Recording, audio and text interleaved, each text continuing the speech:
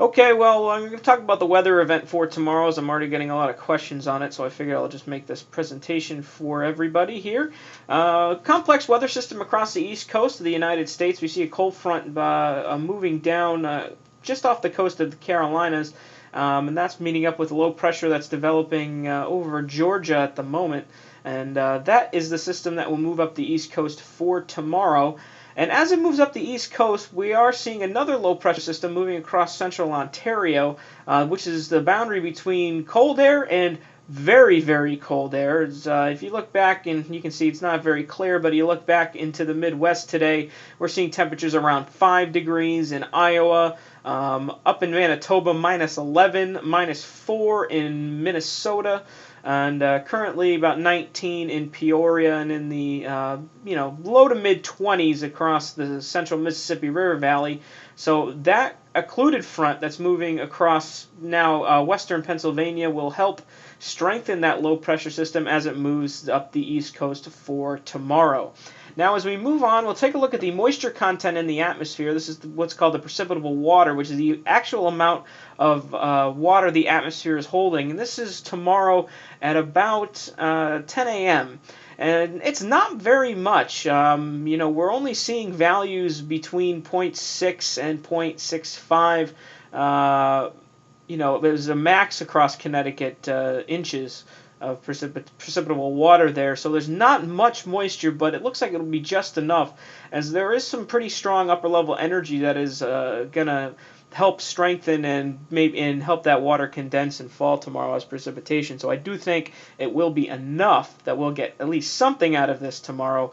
Although it won't be. We're not expecting a big nor'easter with this system by any means for tomorrow. So timing is a big concern, obviously, if you're going to school or to work tomorrow. And by 8 a.m. tomorrow, though, I would expect some snowfall across portions of southwestern Connecticut towards New York City. So folks traveling along I-95 towards the city tomorrow may see a few flakes, and up in portions of eastern New York State, upstate New York, mid-Hudson Valley, we'll see some snowfall by early tomorrow morning. But most of the state of Connecticut expect cloudy skies for the morning commute tomorrow. But by the middle part of the day, 2 p.m., expect snow to be falling across the majority of the state, the heaviest across Hartford County and then into the Connecticut River Valley, the Naugatuck Valley, and along the shoreline. I expect, just a light to moderate snow at times tomorrow for the middle part of the day. I do expect it could get a bit heavy between 2 and 4 as the main upper level trough moves through.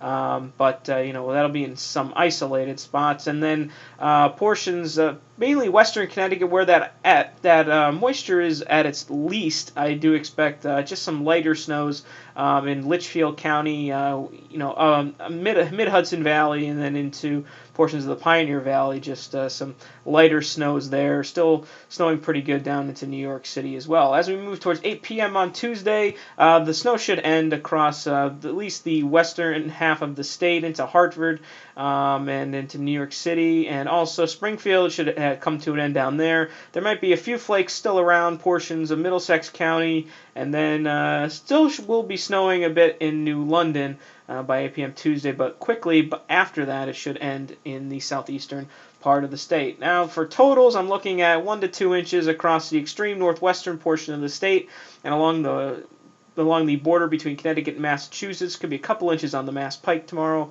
but again, nothing too significant there. 2 to 4 inches across the rest of the state tomorrow. For that, I would expect it could be a bit heavier in portions of Fairfield County, maybe into the Naugatuck Valley.